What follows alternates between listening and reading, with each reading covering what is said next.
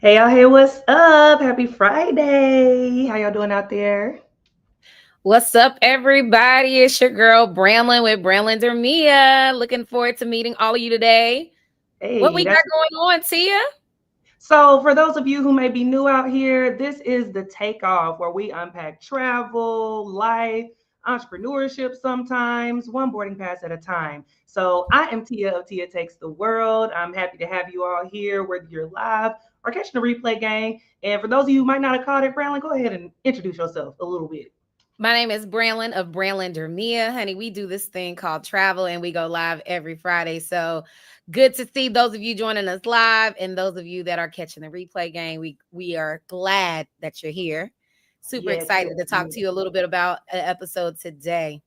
Yeah, y'all. So we're going to be taking off today with a very, I think it's an amazing subject for those who are a part of the community and even a learning lesson for those who are not. But before we jump into that, we like to start off with a little motivation. It's Friday, y'all. So sometimes we need a little pick me up to take us into the weekend, something to pick us up from the week that we just had. So, Brian, can you share with the people what our motivational quote is for today?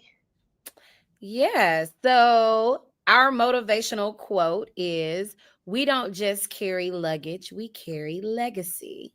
Mm-hmm. Mm-hmm. Mm-hmm. You like Tia, that, Tia, right? You like Tia. Okay, that. so what you feeling about this one, Tia? So we don't just carry luggage, we carry legacy. Yeah, I mean, I think definitely that it speaks for itself. I think that, I mean, it's right there, but I think that it's also twofold. So we don't carry luggage, we carry legacy. As the topic this week is traveling while black, we have a lot that we carry on our back in some of the best ways, with history, with legacy itself. And I think that I just looked at it and something popped into my mind with the luggage part of it. Like we carry some luggage because we're going on trips, but we also are carrying our history. But I think that history sometimes can feel like luggage. It can feel like not the history itself, but the weight of being black in itself. It can come with all these different layers of things, but we take that everywhere that we go. And the thing that I love about our people is that we wear it with a smile. We carry it with grace and beauty, and we share it in such a way that people all around the world want a little piece of it. They like, I want to be like that too. I want a piece of that black magic. But baby, this is something that came from the womb going to the tomb. You can't have this, but you can enjoy it and you can, you know, partake in From it the in the best womb to the way. tomb. The womb to the tomb, baby. What is your take on this motivational quote for today? You know, I think one, I know you say we carry one of the things I was thinking about when we carry luggage. Mm-hmm. It's just like the luggage of life, right? Not just like Mm-hmm. physical luggage, but the baggage of everything that we have going on. Like we Mm-hmm. carry that. And I actually posted on my Substack, shameless plug, Yeah. that I've been every person of myself on a plane, right? So I've Mm-hmm. carried all of these different emotions and baggages, all of these different things with me. But the other piece of it is like we carry legacy. And I feel like one thing I feel like when I travel, I always feel like I can't wait to like my Mm-hmm. kids and somebody grandkids see Yes. like all the stuff Yeah. I've been doing. Right. Like they'll Right. be Right. like, "Oh my, oh Nana was like that Not Nana. girl, okay, and she's Come still on, that Nana. girl. Stop Nana playing with B. me, right?" Like I I love feel that. like we are creating and writing a story that our parents never imagined. We're our You ancestors' wildest dreams, right? We are, Whoever honey. came up with We're that, the hope I'm just and the like, dream of the yes. slave, literally. Literally, literally, you think about as I won't say as small as it started, but like starting with things with people traveling from city to city, and then the green book that was created so that we could travel around in a safe way as possible. Back then, what that way looked like is being safe to what we're doing now, like literally taking the world. I think that that is that's amazing. And I love that for us. So y'all please Mhm. let us know y'all's feels on the motivational quote for today and how that just resonates with you. So let's just go to the comments real quick.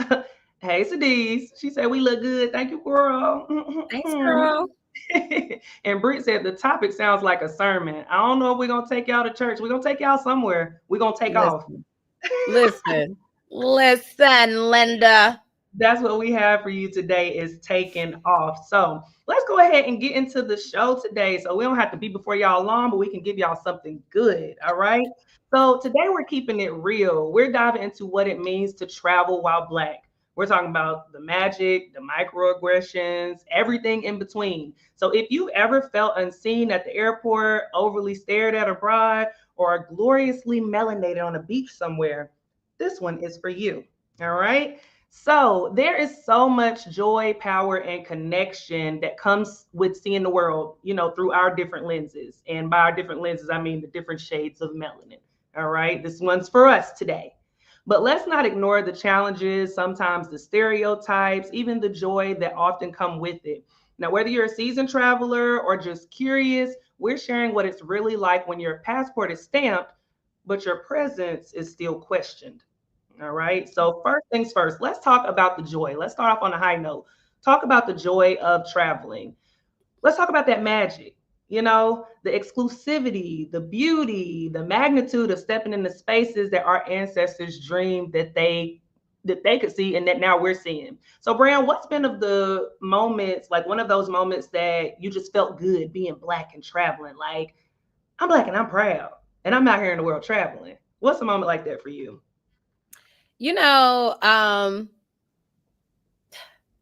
feel like for me, I can't always necessarily narrow it down to one because I just Mm-hmm. kind of feel like one of the random data points that I've come across in the last few weeks is Not that data like points. only 5% of the American population are African American passport holders. So Mm. it's like it ain't a whole bunch of us out here. It's a whole bunch of us, but it ain't a whole bunch of us out here just touching all of these different places. So I kind of feel like almost every single place that I step my foot in, I've been Mhm. extremely proud to be like, oh my gosh, I am here as this Black woman who is trying to see the world, right? Right. Um, I know some people go to certain places and they feel like an overwhelming sense of pride there. Yeah. But for me, it's just kind of like each and every one is like I, even though like my business and my brand is changing the mindset of privilege, right? Privilege around Mhm. travel. It just Mhm. feels like an honor to be there in every single moment. What do you Definitely. have? Where have you been where you felt like the most proud? So many places, and that's crazy to say so many places when we're saying the most. I would definitely say when I went to Zanzibar, that was like a moment for me. Like I had been to Egypt, which is in Africa, but it didn't feel like Mhm. Zanzibar, or even when I went to Kenya, it was a different type of feeling. Like when I stepped off the plane, it wasn't a hello, ma'am, how are you? It was a welcome home. And I was like, me, welcome home. Thank you so much. And I got filled up inside because I felt like I was at home the whole time I was there. Everybody greeted me sister, cousin, like they were talking about it in terms of you are from here, like this is a part of your history. And they Mhm. were speaking broadly in terms of the African continent. I got asked where I was from and all of these things, but they didn't mean like we know you from America, but where are you from? And at the time I was like, I don't know. I don't know where I'm from. Which then opened up the floodgates in a world of discovery for me that I've been on with trying to find like my roots and my ancestors, where they were taken from and all of these things, because I want to plug that into my travels as well. But that moment, stepping off that flight and being home and being greeted as if I was home, baby, that was joy personified. Like I was walking with my chest out. Like I was feeling so good up in there, y'all. Y'all don't even understand. Like, have you had those moments? Like I know you're carrying that legacy that we talked about, but do you have that as well? Like in any place that you've been to? I can say I have not. I've actually been to a few different places in Africa. Mm-hmm. I don't think I feel like I've been greeted that way getting off Mm-hmm. the plane at all Mm-hmm. or landing into the country. Um, it's interesting. In Dubai, I get asked more about about an African heritage than I do whenever I've traveled to Africa. Okay. There's not there I don't think there is necessarily a large assumption that happens Mm. there.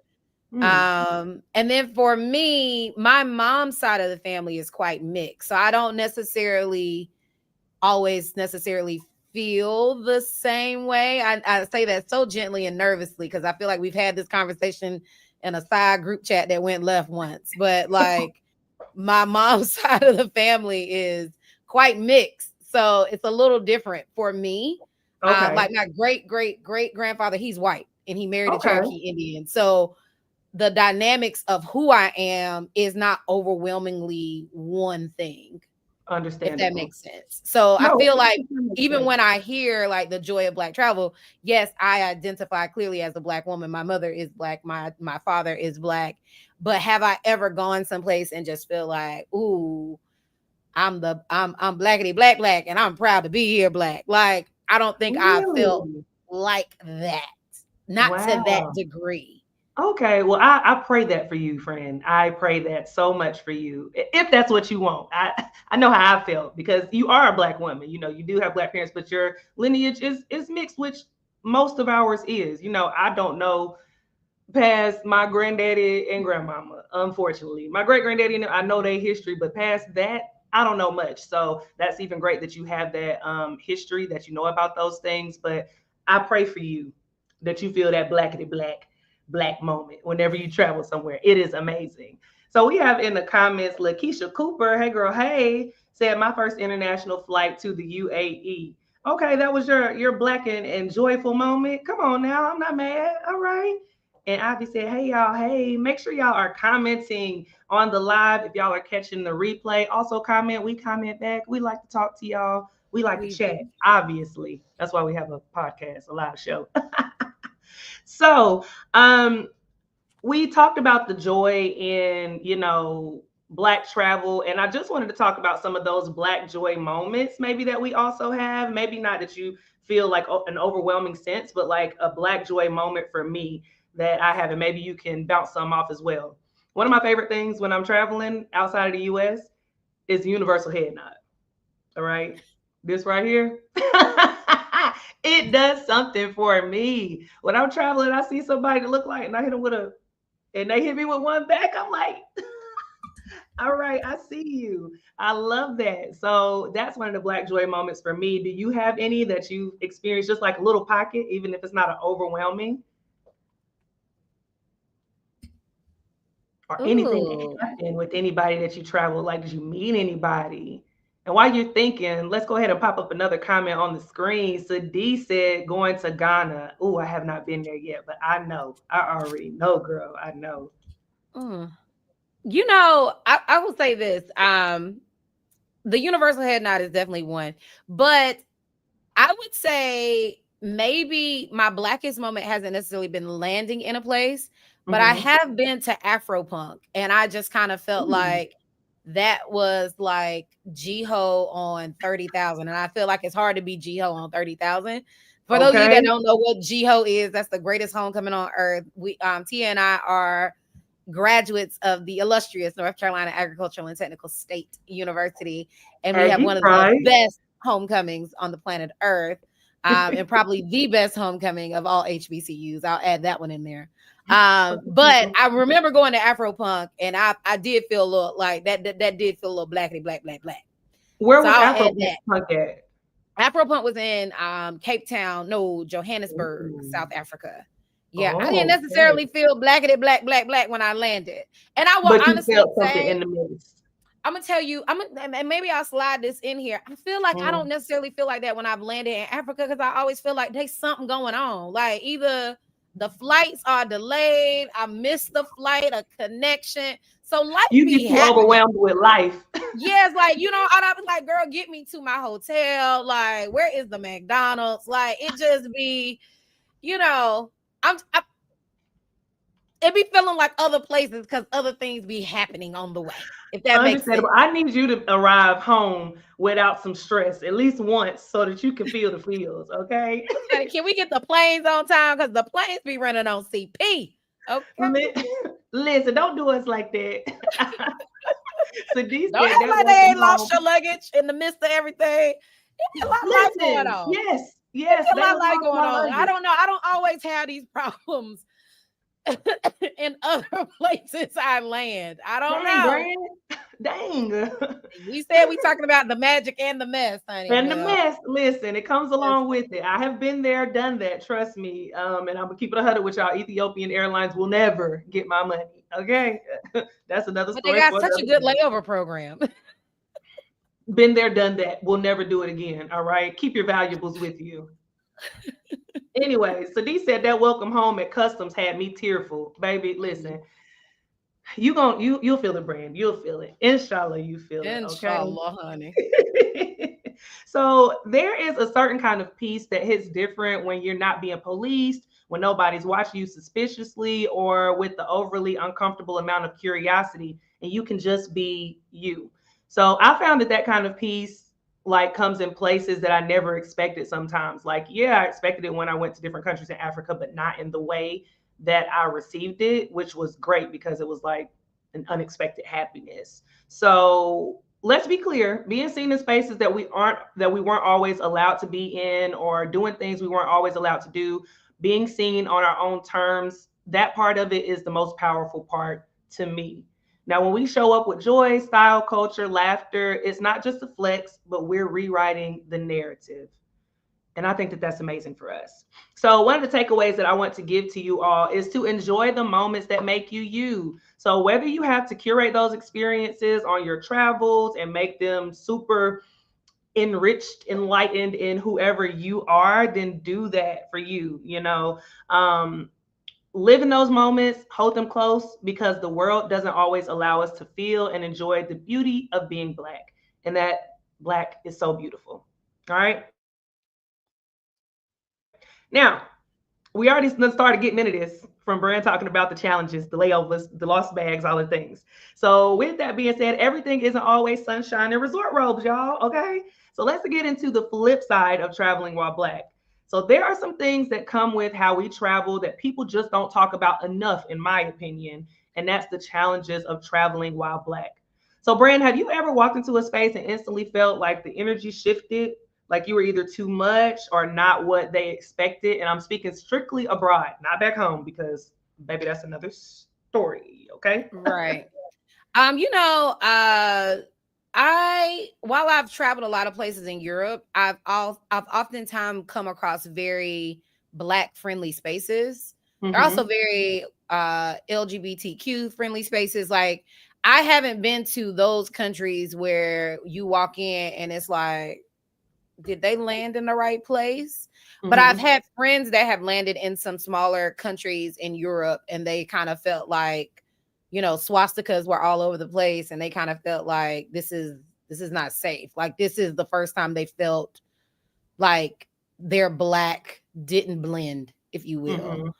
Mm-hmm. But I feel like I've been to some very non-melanated spaces, Mm-hmm. and I haven't felt like I stood out in a negative way. Mm-hmm. Stood out in positive ways or overwhelming ways, if you will, from hair touches to people just ain't seen Black folk in this part of the region, or it's a rare sighting to see Black people. But not like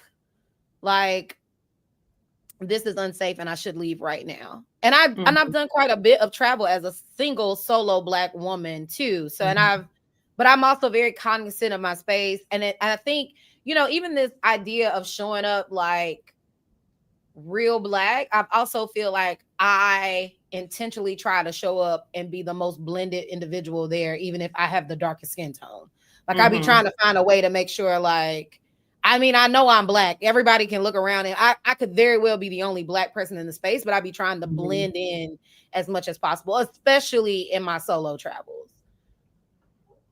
I got you. I understand, and that makes sense. That's a very good tip to people who are traveling solo or even sometimes in groups, because I feel like sometimes groups become more of a target when you are traveling in certain places. So that's a very good tip, Mhm. Brand. I would have to agree with you on the I've never, in my recollection, I haven't traveled to a place outside of the United States of America that made me feel like, what is she doing here? This isn't her space. I've never felt like that landing in the place. Now, have I been in spaces where it was an overwhelming sense of whatever was going on at the time? Absolutely. More times than not, I have been stared at. I have had people come up to try and touch my hair. I have had people take pictures without my permission. I have had people trying to talk to me in another language that felt a little aggressive, that was like, I feel like you want some. You you want two pieces of the biscuit, and we are not talking about Bojangles. All right. So what's going on here? I have had that more times than not in spaces that it don't matter if it is black people there, if I've seen black people around, or if I haven't. I've just, that's been a thing. Not so much, I don't say, in Europe. I did a little stint in Germany when I did my student teaching. I was there for like 3 months, and I expected it to be that way there because of obviously their history, but it wasn't. Now, I will preface that to say that I lived in a town. I lived in Ansbach, Germany, which is a military-based town. So it was black people there. I was never like in Frankfurt or anything. I went to Nuremberg on the weekends, but that was the extent of that. But like traveling around to other places, Paris, I know that's your place, brand, but I didn't feel what I thought I would feel, which a lot of black travelers before I went and did my research said that they felt like kind of overt racism. I didn't feel that, but I definitely felt like y'all are not friendly. But I didn't think that was necessarily because I was black. I think it was because I was speaking English and they were not. They were like, girl, so That was we probably need it. that. Yeah, I didn't feel like it was a you're black or something like that thing. Now, what I will say with the challenges that I did mention that have happened to me, the conversation has more than not been, and we even had a bit of this conversation last week, because I feel, which is my personal thoughts, especially when people are like trying to touch your hair or like trying to take a picture with you and things. I get a lot of questions where people are like, why are they doing that? They acting like they've never seen black people before. And my Yeah. personal opinion is they haven't. And then people are like, especially when I was in Vietnam, they were like, well, the war happened there. Bro, how long ago was the war? Like, what are we? And were they there? Were they were they on the war fields? What are we talking about? How many black soldiers were there? That what? In my opinion. And then the other part of it is that people will say, "Oh, well, they see black people on TV. I know they got internet." First of all, maybe they do, but what is it? I got internet and I see Beyonce lots. But if baby walk down the street, it's different. It's a Tangible. different type of thing. Like Yes, that reaction. tangible. Yeah, Yeah, I can see you on my TikTok. I can see you it's on my IG live. I can see you on TV. You could be my favorite television show. I could be learning English from you from watching this television show. But to see you actually in person is right. like a rare sighting. Like you are a dinosaur. You are a unicorn. Like nobody has seen you since Jurassic Park. Like Right. And that part of it is like, I mean, it's kind of like not I won't say flattering. It's like, okay, that's cool, but also like now you kind of impeding on my space and you impeding on me being comfortable because you are staring at me. You have your phone in my face. Like we are like, what are we doing here? So it's a little weird. And I get into friendly debates with people online because I think I'm right and they think they're right. And, the truth can live somewhere in between. I don't know to ask these people. And maybe I will next time somebody asks to touch my hair. Hey, stop. Why are you doing that? What is happening right now? Maybe I'll ask them that so that I can have a true recollection of what it is. But what are your thoughts when it comes to those challenges? I think my first experience of it was my first international country when I moved to the UAE, which was Sri Lanka. Mm-hmm. And I had this big curly hair that my homegirl Jamie put in before I moved. Shout out to And Jamie. shout out to Jamie and the curly girl coach. And I remember going on a tour and people were just staring and talking. And to be honest, I was like, what they talking about? Because I couldn't Yeah, I understand love because they you. clearly were speaking in their native tongue.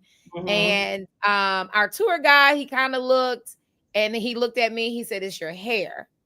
They've never seen hair like that before. And then it's one of those realizations, like even when we had our first real rain in the UAE with my one group of students, and they're That's a sitting at good the feeling. window looking at it and they're like, oh my gosh, it's rain. And I'm like, y'all, it's rain. Get away from daggone door. You're starting to smell. Like, move. Like, Not and they're starting to like, smell, no, baby. miss, it's rain. And I'm like, okay. But no, with the South Asians, it was just like, your hair is so big. And I'm like, girl, my hair don't do this either, honey. I paid for this. Okay. We sold this But joint you've in. seen it Okay. before. You You knew can what have you the were same, getting same. into. Okay. You knew what you were But, getting into before you put it in your hair. So that was a but very good analogy with the kids in the UAE. yeah, like my first, but that was like my first experience of it. And the first time it happened, it was kind of like endearing almost. Like, okay, they want to take pictures with me. By the time we were a couple of hours into the tour, I was sick of pictures. Like, I am human. I have space. Like, don't lean. This is pre BC, before COVID. Like, don't lean in. Like, but it was just like, okay, cool. And then since then, when I travel to Southeast Asia, I typically probably will put on a hat. Like, I'm And that not, like, stops I am, it. and I'm, huh? That stops it. You will be shocked because it's not so big. It's like contained. We went to China. Me and this one girl went to China, and I remember getting dressed to go to the palace, and she was like, "You're putting on all of that." It was cold outside. I was like, "I am." And I was, because I've been here before. Remember, I told you I done had big hair. I said, "No, I'm putting this hood over my head to cover my hair because Mm-hmm. people, they like to touch and reach. I only need to Mm-hmm. do it once." Like, she was like, no, we should be fine. She Honey, found she didn't out even that have day. big hair. She had on like a little scully. Her hair Okay. was down. And absolutely, as soon as she walked by them, they was out there reaching and tapping and trying to take pictures. And meanwhile, hood overhead, scurried ahead. I look behind me. I was like, dang, how you get caught up so much? She What was kind like, of you hair just did she? on What because what style of hair did she have?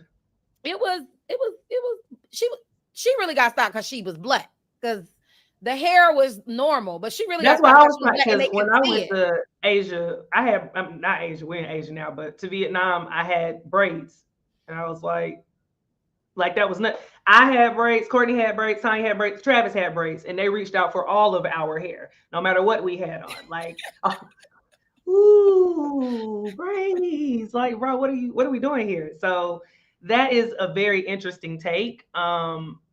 From both of us. And I'm just the thing that I'm most curious about, not like what we said. I think that it definitely goes to the curiosity and the it being so tangible. Now it's in your face. Now I can act, I'm seeing you. Yeah, I see you, people like you on TV, on social media, but now I see you in person. I can reach you, I can touch you if I could. My question is, why is it so, I won't say so rude about it, but why y'all so rude about it? And I don't know if that's something that we feel as black Who's being people. rude? The people They being are touched.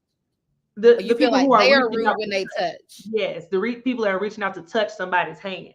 You I know, I feel. part of Go ahead. part of that. Yeah, I feel like rudeness is subjective to a degree, That's what I was depending about on to say. like where you're from. Like there's certain things, like especially people across the big pond from America, the level of space is like that we provide others. Back It's up. I not am the at the same. ATM teller. I'm Like at the COVID was teller. like, we finally got elbow room. Thank you. Like for this 2 meters. Give me 2 meters. Mhm. Like you ain't gotta give me whole 2 meters. Like, but can I at least get Can I one? get Like something? what, a half Please. of one? Goodness. Jesus. But I do think like rudeness and manners, like, is there a global book of manners? Like and I, is it rude? Is it rude or is it they just don't know any better? Because I feel like my my Middle Eastern girls that I taught in my classes, I feel like a lot of the black girls that worked at the school all said they never wore their hair down. They always wore turbans or it wrapped up. One girl used to wear her dupe. She was silk wrapped all day. I remember like, and they were looking at me like, you're probably going to be putting your hair up soon. Like, that's how they said it to me. And I was like, no, I won't be because they're gonna mess around and take back a nub. But one thing that I felt like I needed to do was mhm. educate my girls. So like the first week or so, they were some reachies, and I was, what are you doing? They were like, Mhm. Miss, I said, you don't just reach out and touch. I don't reach out and touch you, Yeah. honey. So don't Yeah. reach out and touch my hair. And by like after a week or so, we were Y'all we were were in a straight. good Yeah, we were in a good place. And then they informed other girls that saw me might have seen. They said, don't do that. You Don't do know, that. Don't touch and they her would hair. explain to them, but they needed to Mhm. know. To your point, I guess the people, the friendly debates you've had online, I don't feel the need to teach travelers this. I taught my students this, but Mhm. I just kind of feel like if I swat at you now, that is the danger that happened when you came within my box of space. Fair enough. Now, I definitely get not feeling like you need to teach travelers that, but I guess what is the difference in the level of here she go, Grace creeping up again. Every episode, Grace makes her way into the conversation. What is the breakdown into where you say, I teach these girls? Obviously, you teach them every day. So you're like, I got to get this under control. But where does it come into play? And this is the conversation that, we as Black travelers have to have amongst ourselves. When do we just move on, or when are we like teaching? When are we educating? When does it come to the point where we're like, you need to learn this lesson and I need to teach it to you? Because on a lot of fronts, I feel like I'm not, especially when I'm on vacation. I'm already a teacher for work. I'm not about to be teaching when I go on vacation. But at some point, is that our responsibility? Because when will anybody learn? When would anybody know? You know what I mean? How do you determine and decipher those things? I definitely don't teach people on my vacation unless we are somehow ended up in a tight group and I feel like you Mhm. got the reachies and I need to inform you like, ma'am, don't touch my hair because I don't touch yours. Like Mhm. that's just a personal space. But I would only do that if we were like a cohesive unit that were traveling for a longer period of time together, which typically is unlikely because we create our own Mhm. excursions and tours and all types of stuff. So I don't necessarily feel it's my obligation to educate people that way. Now, if it's like those short spurts, like I think last week you had the guy that was using the N word, like if it's a quick like, no sir, we don't do that. Mhm. That's inappropriate. Like if that's it's something like Mhm. that. But then again, I guess Mhm. my thing is, what happens if you are out here trying to educate somebody who didn't sign up for a lesson and they feel the need to keep doing it? Now you've gotten me. Now I feel obligated to check the problem. And I feel like, oh, now I'm too invested because I definitely ain't signed up for that. And I'll be done messing Yeah. around and said the wrong thing, and now I'm sitting in somebody foreign prison for an action that I didn't even know was against the law. Like, That no, you didn't even just start. I mean, I think that that is a part of the conversation of traveling while Black, which is unfortunately what we were talking about with the motivational quote earlier, like the luggage that we carry. This is some of that heavy luggage. Some of the luggage is cute that we carry, which is our legacy, but then some of the luggage is heavy, like having to determine if I can tell you in a way that's going to stop you from doing it to somebody else and repetitively doing it to me. Don't touch my hair. At what point, the luggage of deciding how much do I give you, how much information do I give you to tell you this is a problem for me, don't do it to somebody else. It's not okay, which is wild to me that even, I get that you, what you asked when you said, is there an international rule of manners? I don't understand why touching somebody's hair is a thing. So even back to our students, when I was teaching, I had students that would try to touch my hair. And my question was, what if I touched yours? That would be so inappropriate. Oh, miss, well, I have on a Shayla, da, da, da, da, da. I get it. You still, it will be inappropriate, would be the response. But, and I think it also goes to how Black people are often not looked at as the same as other human beings, which is unfortunate. I think for whatever reason, whether it be a systemic thing or what people have learned through the media and through history that has just been carried down, we often don't get the, I won't even say privilege because it's all right. We don't get the right to be looked at as a human, whole individual as other people are. And I think that's so unfortunate and it's heavy and we carry it around all the time and it's unfortunate. So, also, do you feel like some of us just have like a look about us where people just be like, I ain't trying to I'm not gonna reach out and touch nothing with this person? Or do you feel like some people, because I'm thinking back on like my experiences, I have had people marvel at me like in mm-hmm, wonder. mm-hmm, But mm-hmm. I haven't necessarily had too many people who felt like reaching out was their best thought. Yeah. Yeah. I mean, you hit them with a Like, I don't, I just haven't. And I've seen other people I've been with where people have really reached out. And maybe I just haven't gone to the reachers, like complete reachers. Like, Mhm. in Asia, people were staring and talking Yeah, and then yeah. they'll want to take pictures, but I haven't necessarily had the people who touch. Now, my kids, there was a little group of them that they really just wanted to, and they never touched the root. They always touched the Just head. down here. It's just like to see like what it feel like. Like that's different from what is that texture? What is this? Baby, back up, please. Please You back. pop What your you head. don't get out of here. Okay. Um, yeah, I've definitely given the look. Or honestly, I think Courtney was so taken aback when they tried to reach out and touch Travis's hair because he was the only guy with us. So they were asking to take pictures with the ladies and trying to reach out for our hair and things. And it wasn't so much the reaching out for hair than it was the photos. But whenever, because I don't think anybody else saw it except for Courtney. I can't remember if it was Courtney or Tanya. If somebody reached out to touch Travis' hair and they said no, I said, what happened? They said she was about to touch his hair. And Travis was like, hey, bro. And now that I think about it, this is so crazy. Well, not crazy because it happens all the time, but this guy, when we were in, where were we? Bosnia. He come up to Travis, he like dapping him up and stuff. He don't speak any English, but you know that universal language, that body language.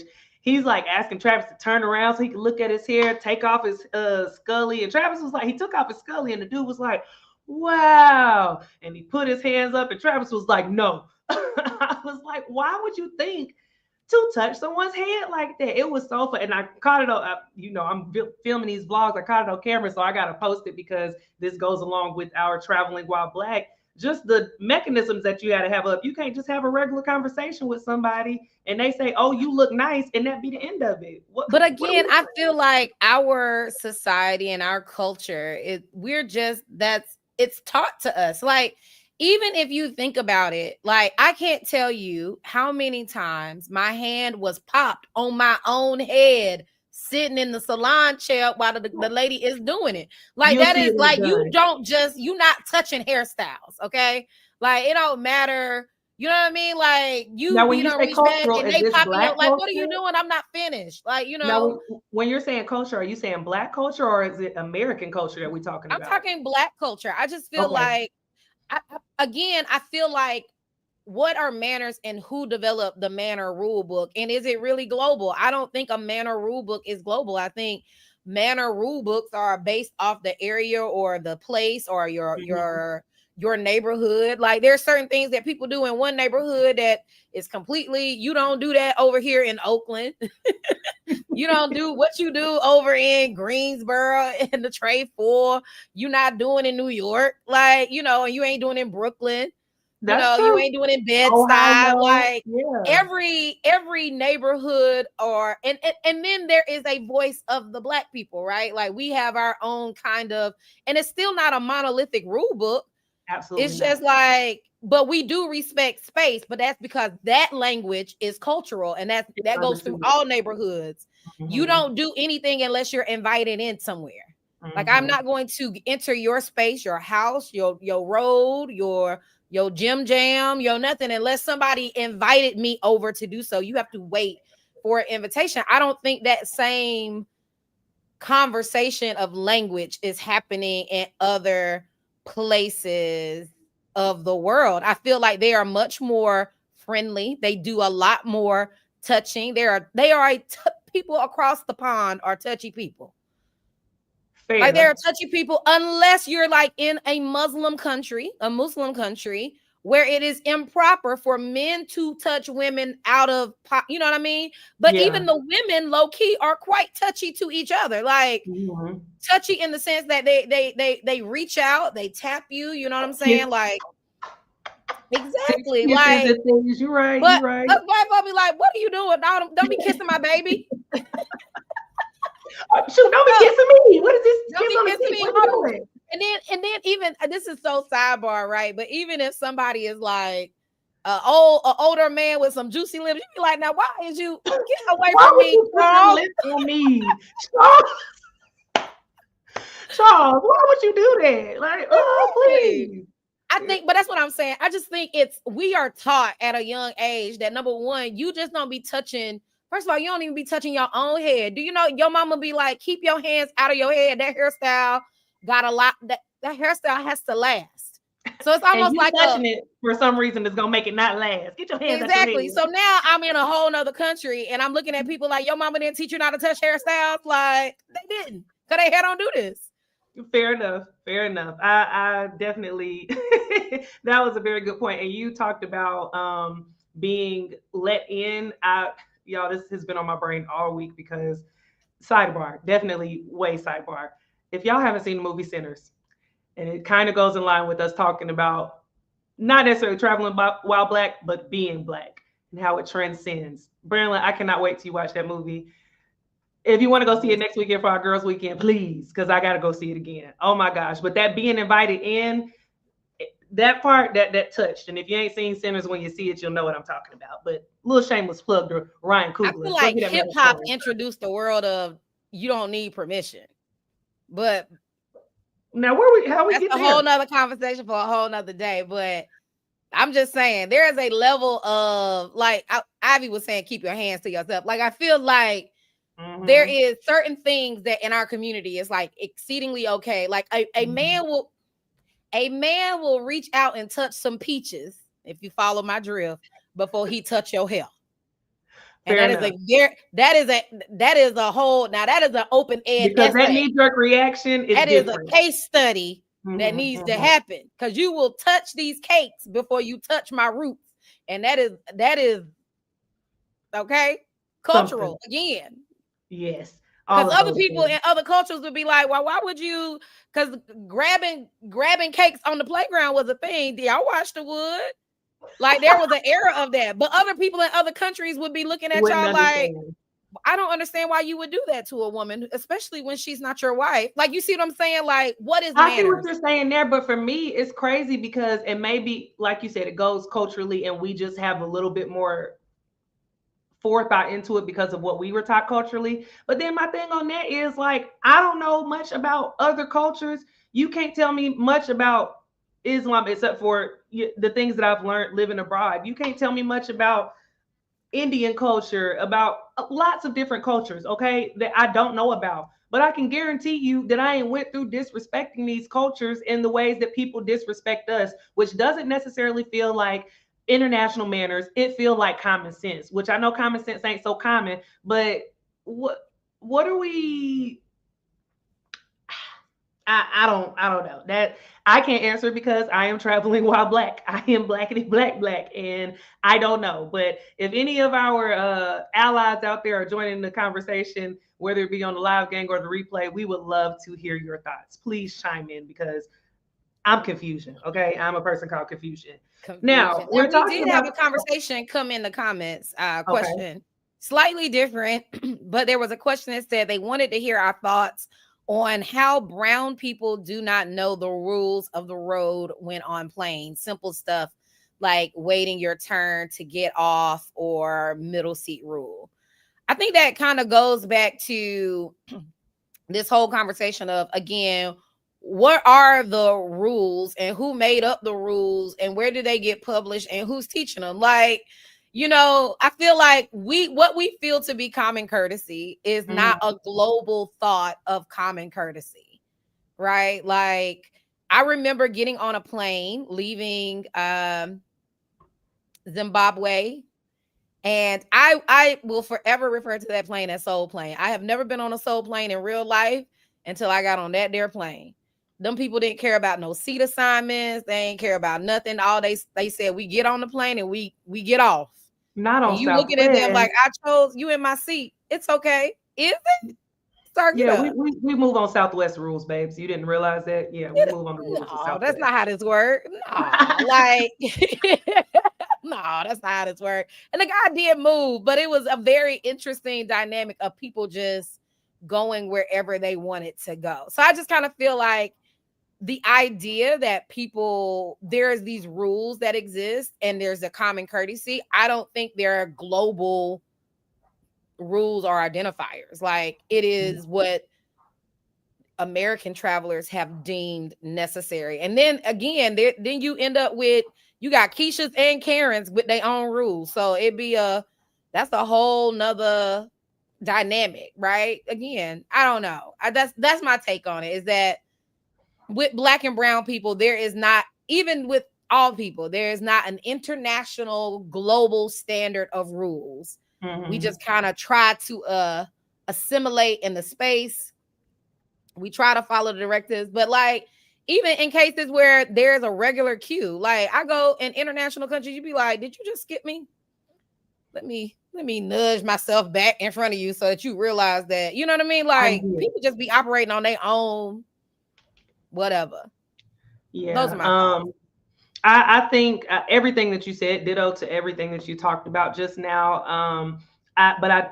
I guess my take from it is not even take, but my thoughts that all I could think of while you were saying these things about everybody having their own cultural norms and rules for things that everybody may not follow. All I could think about is every time anybody else outside of the black community has their own cultural rules and norms, we're the ones that have to adjust.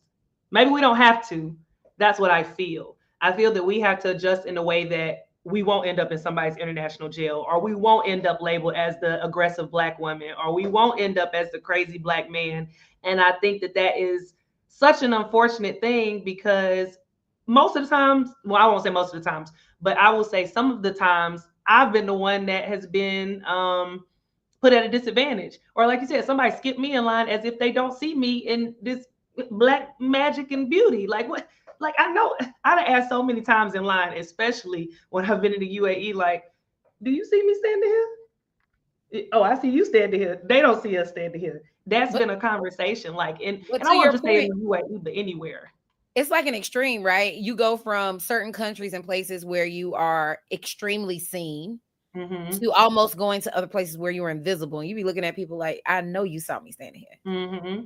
Like, what's that about? Like, are you just Yeah. ignoring me because that's who you are? Is this a part of what you doing? So I just try to mimic what they do.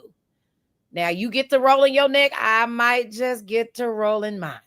Now, but Yeah. if you But gonna then you slide getting up it and with the slide well, in, why I'm you gonna yelling? slide up and slide in, you know. So Yeah. I just, but I think even to something you said, like you feel like we have to do the adjusting. I would say we do the adjusting because we were the ones that were taught to code switch. We Mm-hmm. adjust because we understand the consequences of not adjusting. These are the lessons that were taught to us while they was popping our hand This when I is was the getting my hair luggage that was done given to at the us. This salon was for the Easter luggage. Sunday. You said That what was the now? luggage. I said this was the luggage that was passed down to us. Yeah, like we know we understand the consequences of when we do not follow what seems to be the rules that somebody else has laid forth. And so we Yeah. adjust because we know what it means to code switch. We know what it means to understand what happens when we don't. We've seen Mm-hmm. enough horror stories. We don't need another Netflix documentary. I was we and one of my homeboys, we don't need another slave movie. We know what they did. We know what Yeah. happened, but Now, although we don't need another slave documentary, I don't think that it would be too much of a reach to ask for a documentary or maybe I don't know if it would be a movie or something. Maybe that could be the lesson to teach. Now, whether people want to watch it or not, but that would be my best way to share with somebody to come to reach. Hey, don't do that. Netflix link. Go watch this. Go watch this and you'll figure it out. You can figure it out. They got it in all types of languages. it Okay. probably won't even Let be it be. available in a country because that's how Netflix works. Not Maybe all not, but titles are that's a available in start. all countries. Maybe not, but it's a start. I just feel like there should be something, like something laid out. Like, goodness, this we shouldn't have to be the educators to all things that are black, but here we are. We Here we educate are. when we can, how we can.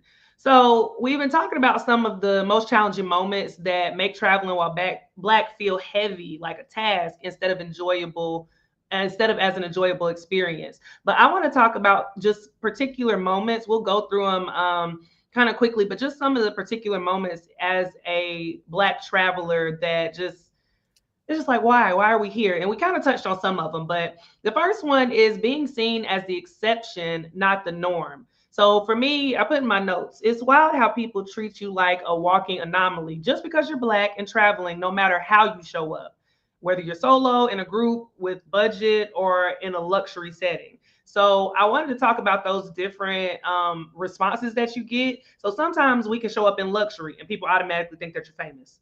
You show up on a budget and folks think that you're working a lowbrow job. And I just think that like, how can I show up and not be treated like everybody else here? Why is it if we show up, we got one friend that show up with chains on, he be having his ice and stuff, and people think that he's a rapper. And I'm just like, this man is a very I think intelligent he's a rapper. engineer. Every time he put that chain on, I was like, oh, I mean, trust me, the chain is giving rapper vibes, but this man just happens to be a very intelligent man that likes jewelry, which I get it. I get it. But I'm just saying, like, I feel like it's hard to show up in spaces as anything because it's always put in a category of one or the other. And it's just, I keep using this word, but it's unfortunate because let us be. well, that part of that is just because for the melanated part of the world, we have to be a role. We can't just be citizens. We have to be in a hierarchy. Either we the help or we famous. Like we can't be in between just regular working citizens because those are the roles that they put black and brown people in for as long as since the beginning of time, since they went over and put us all on a few ships or, like those were the roles that either you were a king or a queen or you would have helped. Like, because to be very clear, kings and queens that look like us put people on ships when the colonizers came. Let's connect the whole history lesson, okay? So either you are black and famous and of wealth, or you are the help. That is literally the role that we have held since the beginning of time. We are the birthplace of civilization. From the beginning of time. How far are we from the beginning of time? We're the birthplace of civilization. If you're saying black people are the birthplace of civilization, this has been a construct since then. That's what I am saying. We are so far removed from just being this thing, this one thing. There is no evolution in people's minds to see that we are not just one thing, is what I am saying. Like, I think people don't think about us until they see us. I don't gotta interact with you. I don't know you. I don't think about you until I see you. And when I do think about you, you must work here or you are famous to afford to be here. What's the word I keep? Unfortunate. I think even this is so like off target, on topic. I was at a plant store the other day and I was sitting down on one of the chairs waiting for them to finish my order so I could try and kill some plants when they got home, because literally that's what I'd be doing. But I'm sitting down waiting for them to finish my order. I am on my phone and this lady walks into the store and walks up to me and asks for help. Ma'am, even if I was working here, they should fire me because I am sitting down. I'm on break. If I do work here, I'm minding my business. You go ask somebody else. Get somebody else to do it, not me. But I said, and I think I looked at her with such like, oh, you don't work here? No, I don't. And she was like, just so, oh, I'm so sorry. Are you? Because what in the world? What? Girl, most people go to the register, like, to look for some help. Not you came directly into the store and just saw a black woman sitting here, and now I'm all of a sudden the help that work here. Like, not saying this plant store was a bad place to work, because it was low-key a bougie plant store. But and maybe that's why she felt that way. Again, to your point, either I'm Beyonce and I can afford to buy these exotic plants, or I'm the person here that's watering them. Like, I couldn't clearly be here just as a regular citizen purchasing a plant that I knew I was going to kill anyway. Can't even imagine. Barely is alive. Oh, Zola is holding on for dear life. Oh my God. Not you naming them before you can even bring them home and have them alive for a week. I feel like she needed an identity so we can. They do need an identity. You need to talk to them, all the things. I love my plant babies. Poor Bertha. She going through it right now. Oh, that's another story for another day. I'm just not. Oh, Jesus. Now, Elle has chimed in. She said, child, most folks are just not aware at all. Dare I say ignorant? Ooh, the I word. Ooh. Now, okay. Thank you, Elle. Elle is always chiming in. Loyal viewer. I appreciate you, Elle. But we did have this conversation last week. Make sure y'all go and watch that episode. Bran, we talked about not knowing. And essentially, I guess in my words, without being ignorant, me saying that people are ignorant. Now your take last week was ain't no way people can be that ignorant to not know. Is that still your sentiment while we're having this conversation, or is there nuance to it? Like, No, I feel how, like some people. I feel like people can't be that ignorant. I think people allow their people do what they want to do, mm-hmm, and they do it because there's typically no consequence or correction involved. And I just kind of feel like people do what they want to do. They ain't that ignorant. Like nobody's walking around touching your hair. I know I am the person that said there are no global rules, but I didn't walk up to you and reach out. Okay. Don't walk up to me and reach out. Like people aren't that ignorant. fair play, fair enough. I think, and for me, I guess I'm because I throw grace around a lot, but I just never know when it is the time to give grace and when it is time for people for me to think that you just absolutely didn't know. And I think that I kind of just play it as if it feels malicious. I had one kid, second grade, no, first grade or second grade, that I was teaching, and she said the N word with vigor, like somebody had taught her to say that. And I looked at it, I said, Fatima,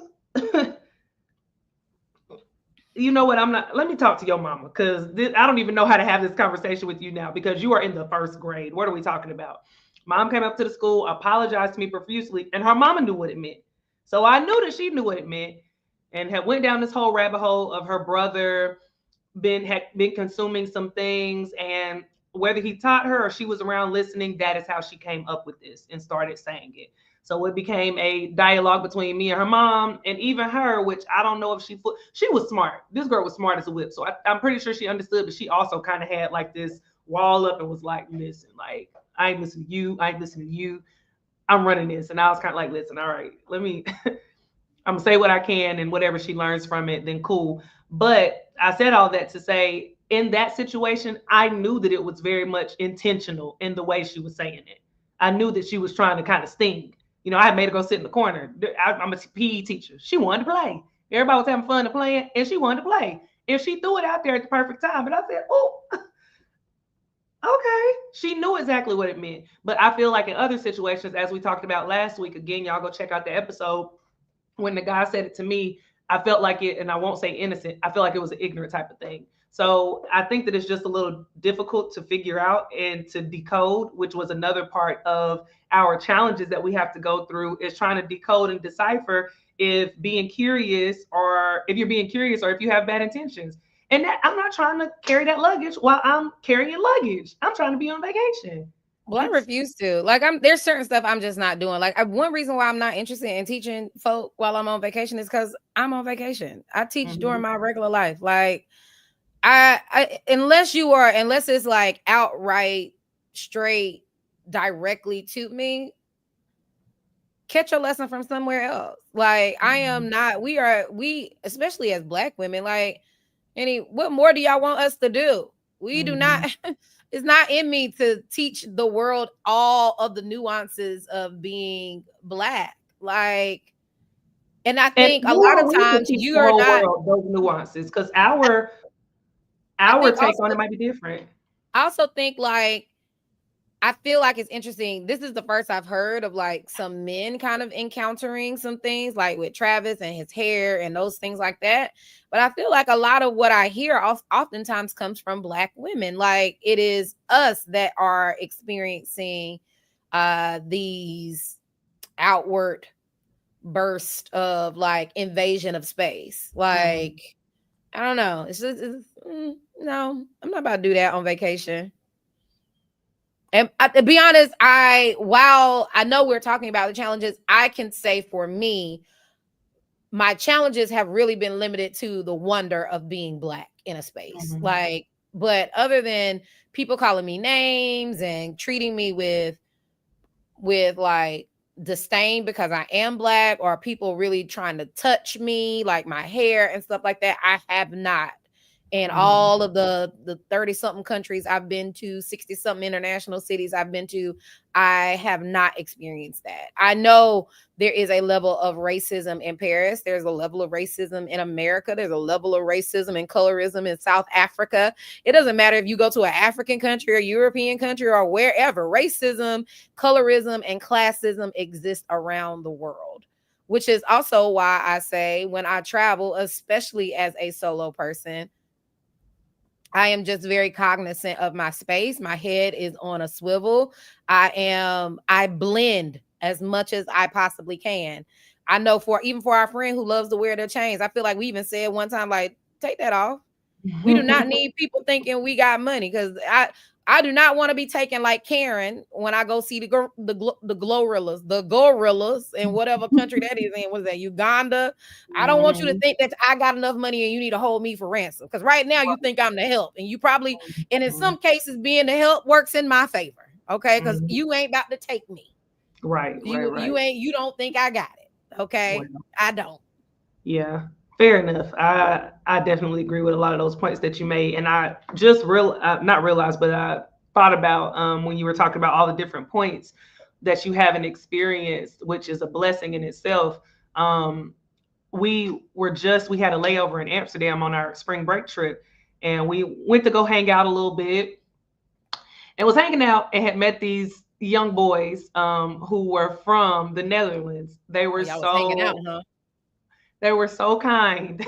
And they were at the table playing cards. And so my mind automatically, as a traveling while black, what I'm thinking, oh, we're about to play some spades. We're about to play some two people spades, deal me in. So we're talking to them or whatever. They're being really friendly. And I'm like, what game are y'all playing? And so they started to explain it to us or whatever, and explain us what the name is, and what is Dutch, I guess is the language. And I'm like, cool. They're like, you want to play? I'm like, yes. Now, in the midst of them dealing us the cards, I'm like, is this an Uncle Phil situation? They trying to trick us or something? They're about to ask for some money to bet something or anything. This is also a part of traveling while black, keeping your head on the switch. It might be for everybody, but for us, it's a little bit different. I got my bag in between my legs, making sure everybody else got their stuff turned to the front, making sure that we are good. Because although the Netherlands is a great place to travel to, and I feel like it's super safe, pickpocketing is a thing around the world. But in Europe, it's big. So I'm like holding on to my stuff, but they're talking to us. We're having these conversations. Move on outside of that particular situation. I was like asking them about this game, and then they were like, "What kind of card games do y'all play?" And I was like, "Spades." And we were laughing about something that had to do with spades. And the boy asked back in the middle of this conversation. Now we all vibing the whole time, like it's going great. He goes, would this game happen to involve Hennessy?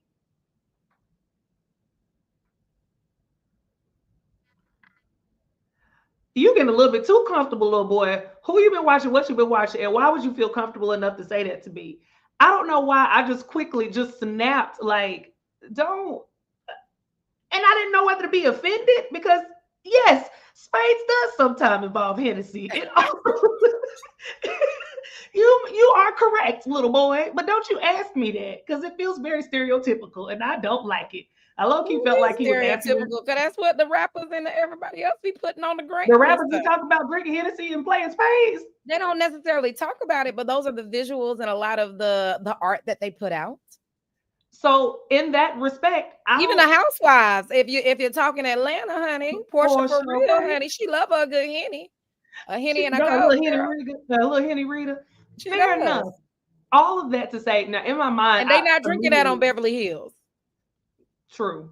What Kyle like her carcass out? She like her double vodka or something with the carcass out. I said, what is a carcass out? Had to watch Beverly Hills a couple times to realize that's a lemon squeezed out. I said, why would you ask for that, lady? You are doing the most, but it wrong. Different class, because over there they asking for a henny and coke with a hookah. Okay, Ain't nothing wrong with it. And that's not different class. Well, anyway, that's a different story for a different day or a different topic. But I'm saying all of that to say in that moment, I did not know how to decode or decipher or decide what my response should be because I think he obviously picked that up from somewhere. And as true as it was, I was offended because, and I don't know why I was offended because It is true in a lot of cases that some Shoot, y'all got innocent. y'all be pop. Y'all got a little bottle over there with a little H on it. Might even been personalized for a birthday. I'm just saying. Are you really offended? I was offended. I was very much offended. And I looked at Or Travis. did He was he sitting did he across the look table into from your me. crystal ball and say, hmm? I was offended because I feel like it was true. Now, stereotypes don't have to be untrue. It was a thing, but I was offended because he was so dead on. And I was just like, I wanted to ask him, where did you hear that from? But we were having such a good time. And I don't think nobody else really noticed it. And then I didn't want to get in, I didn't want to not necessarily educate, but I didn't want to go down that rabbit hole because it was so nice. So the only thing I could think in that moment, because it caught me so off guard, was maybe is it my go? Whose go is it? Who can we go to somebody else? That's the only thing I could think of. So I was so shell shocked in that moment that I couldn't even go to teaching or to anything because that was just a different one. That would hit me differently. I was so taken aback, like, and I didn't know what to do. I'm not sure what the correct response was. I don't know in that moment. Somebody write me a note on the side. I don't know. I'm confusion again. All right. So the next challenge that we're going to talk about, and then we're going to go ahead and move on to our game, is the pressure to represent. So while we're talking about traveling while Black, it can go easily from feeling like I'm having a great time to suddenly being the ambassador of Black people everywhere.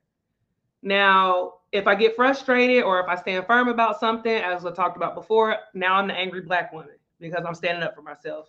If I say that I'll take a photo with people who ask, now I'm making it harder for other Black people who travel because now others expect them to do it.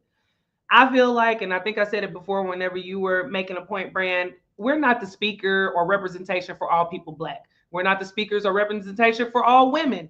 However, I realized that due to many factors like systemic racism, the lack of diversity in advertising, and the misrepresentation of Black people across media, that us traveling is still a very unique thing to some people, and how we show up does matter. So, in this conversation, I did just want to kind of have a little banter about what that looks like for you because it is a pressure to represent, even though we are not, Black people are not a monolith and all of us are not the same across the board. But how do you move in that space when you're traveling as a Black woman? I don't feel any pressure to represent the Black community. I am a traveler. And I would Fair like to, play. I feel like we see ourselves as Black travelers, and I want the world to see us as travelers. Like, Mm, you know what I mean? Like, I know that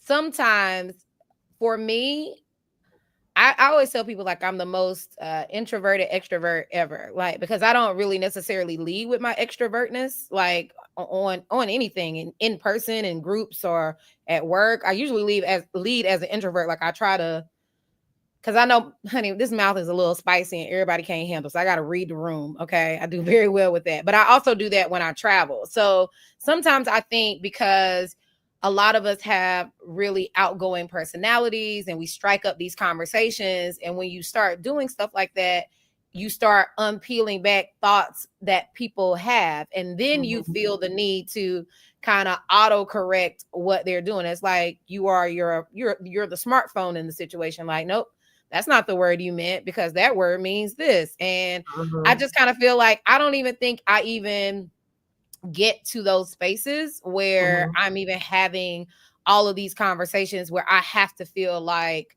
the representative. I'm a little bit scary sometimes. Again, I travel more in very intimate groups, typically with women and either by myself. So I am definitely very cognizant of what type of conversations, who I'm having those conversations with, how long that conversation is going on. I don't ever want to confuse anybody on the road like we are friends and that you need to follow me anywhere else outside of this space. So I am mhm, very much like, oh, that's so cool. But yeah, I live here and I've done that. And all right. Oh, yeah, that's so dope. Anytime you come through, let me know. Follow me on the gram. Great. Peace. Bye. End of conversation. Like, mhm, like, so I don't linger in some stuff where I've seen other of my fellow travelers do. And I feel like when you start lingering in some of these conversations, it gets to these places where you do feel like I now have to be the representative. As far as taking pictures, I feel like that's just I don't represent black people in taking pictures. It's like celebrities. Beyonce may want to take a picture this time and she may not want to take one next time. LeBron may stop and write this time. He may not the next time. Like, it's very up to the person who is in that space. And just because I took a picture, that don't mean Tia gonna want to take a picture. It also doesn't even mean when we're traveling together. I was Sometimes about to we might say. travel together and Tia might be okay with taking a picture. And I'll be like, I'm good. Thank Mhm, you. Because I don't feel like smiling for your picture. Plus, where are you putting it? Because I don't know you. And mhm, I don't really feel good about this space. Oh, you're not going to take a picture with us? No, I'm not. Thank you, mhm. though. I'll be polite about it. And I've never had anybody that be like, like, she ain't take the picture. This Grr. thing didn't take a picture. Like, so, but no, like, I just kind of feel like, yeah, I don't feel like I have to be the spokesperson. I don't feel like I got to go save. I was about to say something that might not work well for the channel, but I don't feel like I got to go save nobody while I'm traveling. My goal when I travel is to get to point A to point B, back to point A. And as my mama say, I want to be able to get back home with nothing I ain't leave with. Okay. Okay. That's a little southern saying, honey. Don't come back with nothing you ain't left with. Right. Okay. Don't catch nothing. Um, Don't get nothing. Don't come and go. Just safe travels. Lord keep me. You feel the need to be the spokeswoman, the point person, the set the absolutely not. standard. Absolutely not. And I don't. It, you have a different take on even the way this pressure to represent. I don't think that I am a representative for anybody except for me. And as my husband say, the Cooper name. He said his daddy used to tell him when he went out, don't you don't you embarrass my name or don't you tarnish my name. So now I have taken on that for the Coopers also. I can't mess up, oh, don't mess up my name was what it was. So I can't mess up the Cooper name. So that is the only people that I got to stand up and represent my family. I feel, however, that as Black people, we become representatives because we we are not necessarily just people traveling. We are Black people traveling, whether that is something that we identify or other people identify about us. I think that we unknowingly sometimes what is the word, like I didn't sign up for this, we don't necessarily sign up for it, but then it comes to the point where we are the representations of Black people because people don't see Black people traveling all the time, because people are finally seeing us off of their screen and in the streets and things like that. So I think it's just a thing that happens because we are in a unique space, whether we sign up for it or not. How we choose to operate in that space, I think, is something that we have to consciously make a decision of. Me personally, you gonna get who you get, how I am, whenever that time is. I can't promise you that you ain't gonna get a pop off if you do the wrong thing at a time where I'm not feeling it. If I've been touring all day and you come and try to touch my hair, I can't promise you that a slight slap won't turn into a reaction. Maybe, maybe not. I It do just have a depends. question. So when you travel, Tia, how do you identify? Do you identify as a traveler or do you identify as a Black traveler? I'm a Black traveler. Hmm. I'm yeah, no. I'm a Black traveler. Like I don't think that's something. I'm not gonna say that I labeled myself. That it is what it is. I haven't even thought of the nuances of if that's what people have labeled me as, or if that's something that I'm just like. But it is what it is. That's who I am. I am Black. Like I think even Mhm. down to the accent. We was laughing about this in a group chat the other day, to where some of the students had asked me. They start going down a litany of questions, which gave me like, you Black. They was like, do you know Two Chains? Do you know who, it was somebody, a throwback? And I was like, how do y'all even know this person? It was all like Black rappers. And I'm like, these questions are of the same line. Where are y'all getting at? And they were like, where are you from? Atlanta? I was like, why would you even ask me that? Where would that even come from? And so I was telling the group chat about the conversation, and they were like, because of your accent, they probably would think that you knew Glorilla if you told them. And I'm like, my accent? Because truth be told, I don't think I have an accent, but the people say I do. And when I travel, the people say I do. So things like that, those, I won't even say small nuances, but those small things, I think just dig into my history and my culture and me being black, and I can't leave that anywhere. So I'm always going to be a black traveler, and that's who I'm going to identify, and I'm proud about it. So you, I know you said that you want people to look at us as travelers. Do you just identify as a traveler or as a black traveler? Yeah, I identify as a traveler. I identify Okay. as a traveler who happens to be black, but I identify as a traveler. I don't feel like I necessarily land in spaces like, hey, I'm the black traveler here today. Like, I land in spaces like I am a traveler and I came to see what other people came to see. So Fair enough. I don't think I land there like I am the black traveler, but I definitely go into it with the lens of being black because, and I talked about this on our last show as well, although I don't feel like a representative for black people to people who I definitely feel like a representative for Black people who want to travel. When I started my brand, when I started traveling and sharing my story, it was specifically so that Black people who didn't see themselves in travel spaces could see how I was doing it, seeing that it was possible, seeing that this was a thing that Black people can do. Although we're not often represented in the media, although we're not often represented through in a positive light sometimes, although we're not often represented as traveling often. You know, I wanted to show that that was something that Black people can do. So I think more so than anything, that's probably, like I said, I hadn't dissected it when you first asked me, but more so than anything, I lean into being a Black traveler because I am Black. I am a traveler, but because I want to identify that way with other people who are like me, who look to travel, who want to travel. It's a reason that the searches on different platforms are um, fried chicken recipe for by Black people, collard green, or whatever the recipe might be, lasagna by Black people. People look for mhm. those things from the people that they identify with, that can understand where they're coming from, maybe understand their palate, maybe understand what they want. So, like when you say you show up and you want to travel and see things like everybody else, fair. But I also want to know, well, how did the Black people that came feel about it whenever they travel? I want to see the Leaning Tower of Pisa, but I want to know how, when I get there along the way, what's that going to be like? Did people stop you? Did it feel like racism? Did it feel like this? Did it feel like that? And I think that those things come along with traveling as a Black traveler, and I lean into that. So, yeah.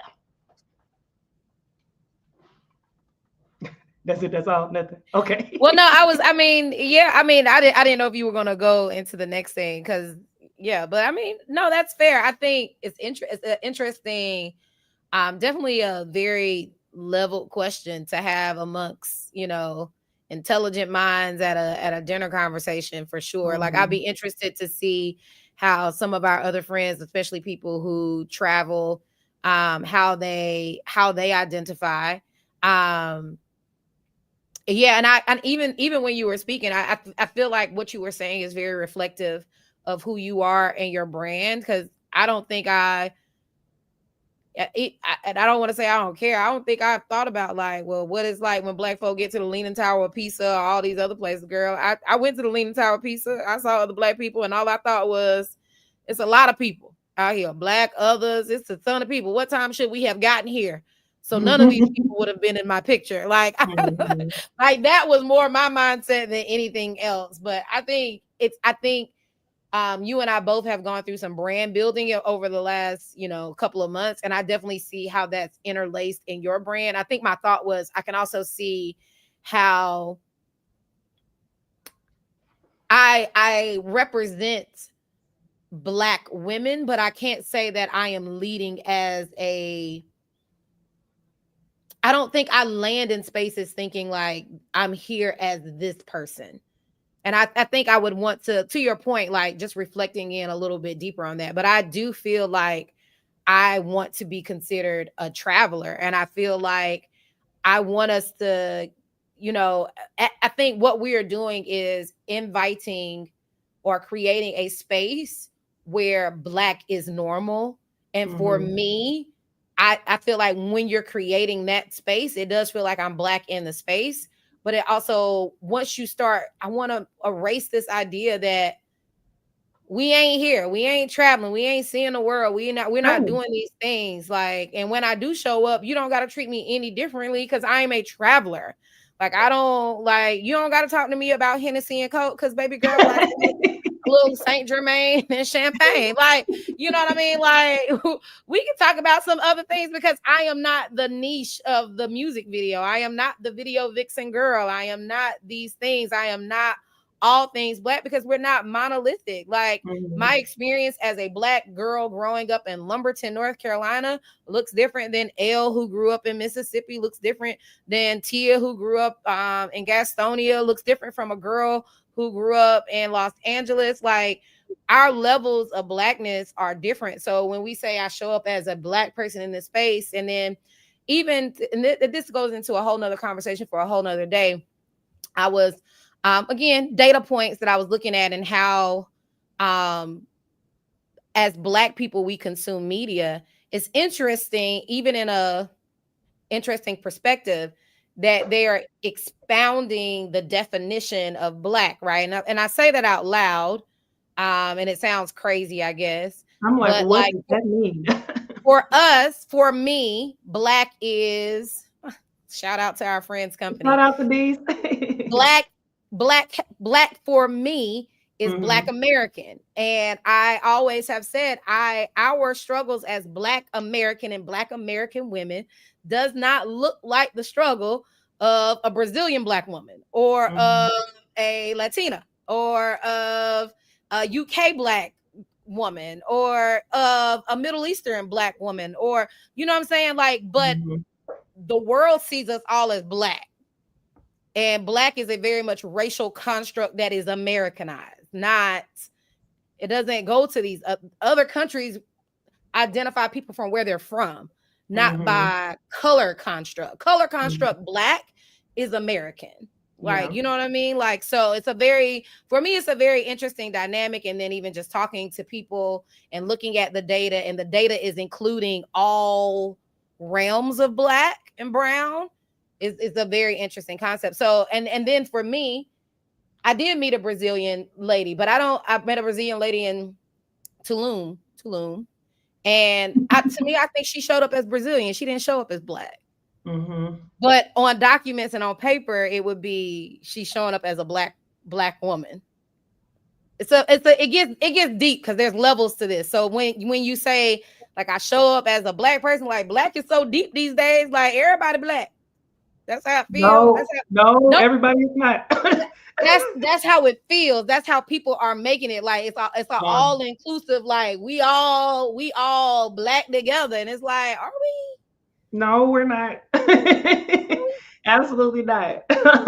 I definitely understand what you mean. No, it can be a very layered. I'm not gonna say conversation. It can be a very layered thought process, and however you get down to the bottom of that process, um, I guess it's up to you because it's. I mean, at the end of the day, they talk about not talk about, but race is a social construct. It's a social thing. But yeah. Yeah. Anyways, that's I another would story love to for dig into it because I do like what you said. You said I show up as a black traveler, and I said I show up as a traveler who is black. Like, is a hmm very, I feel like it's same, but different, but different. it And is I different. think that also goes into the comment, which Jasmine, if you're still on, I'd love to know. You asked the question. You asked to be considered a traveler, but then identify as a subset of travel. So I would love for you maybe to expound it. Do you know what this means, Brand, or do you understand this question? I wasn't sure. I wasn't Okay. sure exactly So Jasmine, if you where. can throw it in the comments, we would love to run it back and answer that because I love talking to y'all when y'all talk to us. We talk back, okay? And we talk travel. Okay. Okay. All right. So basically, the hot take for this that I think is that Black travelers shouldn't have to choose between being authentic and being accepted. Sometimes when we travel, because of the challenges, we have to kind of feel like sometimes we feel like we have to tone down. We have to make sure that we're not too much in a space, and we shouldn't have to do that because nobody else does. We, in Branlyn's defense of her point, we should just be traveling. Okay. We should just be travelers. So, the takeaway that I want everyone to have is to set boundaries before your trip. All of the different points that we talked about that were challenges, set those boundaries before your trip, not after the disrespect. You don't know it, you don't owe anyone a performance or politeness when they're crossing the line. Okay. I think that sometimes, setting a boundary is important. Like when we talked about people touching your hair, people staring, thinking about what would I do in that situation. Although in the moment situations always are different than when you think about them. You're at home in air conditioning, you're chilling, your feet don't hurt, it's not 100 degrees outside, you ain't been walking all day. So the conditions when you're traveling may be different when someone does something. And the response that you thought that you might have might be different, but at least you already thought it out and you're like, okay, I said I wasn't going to go off on him, so I'm not going to go off. At least thinking about it can help you to navigate those situations whenever you are traveling. So, yeah, that is my takeaway for this one. Now, we are going to move into a little gamey game. Okay. So, this is called Check It or Carry On. So, this is where we decide if a travel moment is worth addressing or if we should just keep it moving. So, Brand, what I'm going to do is throw out some scenarios that happen way too often to us as Black travelers or to travelers who happen to be Black. And Brand and I both will let you know whether we're going to check it. That means we're going to speak up, shut it down, or we're going to educate, or are we going to carry on, meaning let it go and protect our peace. Now, I don't know if you noticed that. Check it as in a bag or carry on as in a bag. I just wanted to throw that out there for those who might not have caught that. So, first things first that we have is a stranger is secretly trying to take a photo at a local market. Your photo. They're trying to take a photo of you at a local market. Are you checking it or are you carrying on? I typically will carry on. I also hide my face. Okay. Yes. Gotcha. Um, it depends on the situation, how I'm feeling. I've checked it sometimes, like, no, don't do that. And sometimes I've done like Brand and I just hide my face. Actually, that happened to me the other day. I noticed dude was taking a video of me. I was outside running. Like, and I know he started off, he was taking a video of something else, but then when I started running, he was literally panning as I was running. And I was like, don't do that. I don't want to be filmed. So let us know in the comments also whether you would check it or carry on. What you laughing at, Brian? So you're out here running and the guy's just out here like. To be fair, he was taking a video of something else before I even came up. But once he see me, I know a pan. Man, this is a stallion and it ain't Meg. Woo, that is funny to me. Okay, so check it or carry on. Someone touches your hair without asking, which has been Yeah, the I'm checking topic that. of this episode. You checking it? What's your check gonna be? How you checking it? It's a SWAT. Yeah, it's Okay. definitely typically because I mean this I feel like is a universal language and don't do that. Like No. Yeah. Yeah. No, I'm checking it. I'm checking it. The way in which I check it, of course, again, it just depends on the situation. But I'm definitely gonna be like, most times, honestly, the SWAT is not my knee jerk reaction. Mine is the pullback. Like, what we doing here? Don't I do feel that. like my pullback and my SWAT are all in it's one move. Like what you doing? Like, What's going on and I here? don't try to hit them. I just want to be very clear, but I do want you to understand that the next one is going it's gonna tap some We gonna skin. Okay? connect. If We I gotta connect. come back twice, it's probably gonna tap something. It's a problem for you. Okay. Yeah. Make sure y'all are commenting whether you would check it or carry on. All right, next one. A tour guide is giving historical recounts different than you know them to be. Are you checking it or are you carrying on? Oh yeah. I usually let them do their job. I Hmm. let them I let them do their job. I might Google on the side, and if I'm with somebody, I may be like, "Is that ain't what I learned." Now the U.S. system. Now I can't low key. I don't know if I can trust my American history education, especially where they trying to get rid of books these days. But because Okay. Listen. everybody likes to whitewash their history. I've worked for a company that I've seen some interesting things happen with the like what you choose to leave out because textbooks are Mhm. written by people and they're written and they're approved by the governments who publish them. Mm. Speak on So it. so Speak people on do it. people have and I also to your point of this question, this is the whole sidebar. This thing got my little juices flowing. I did used to work for a publishing company. We were publishing a social studies textbook. And it was a very interesting, I had a conversation with my manager at the time, and we had a real good conversation at work one day about her understanding of the accounts from her people and my understanding of the account from an American perspective. And they were Oh, two totally different accounts. and Like it where was does the the truth same lie? events. It was the same level of events, but how those events happened and why they happened from her and her country, it looked totally different from me and mine. So no, I wouldn't correct anybody, especially not on a job. Because I wouldn't want anybody to feel intimidated or like I Mm-hmm. wrong them. And then Mm-hmm. a lot of times when tour guides are giving these guys, they're also looking for tips. So if I done made you look crazy, that done messed up your pocket. And to be honest, Yeah, this information don't affect me none, no way. fair enough. Would you check it? Or are you carrying it? You look like you want to check it so bad. You gonna check it, ain't you, girl? I have checked it. I have checked it. Not in a way that messed up anything, anybody's bag, anybody's.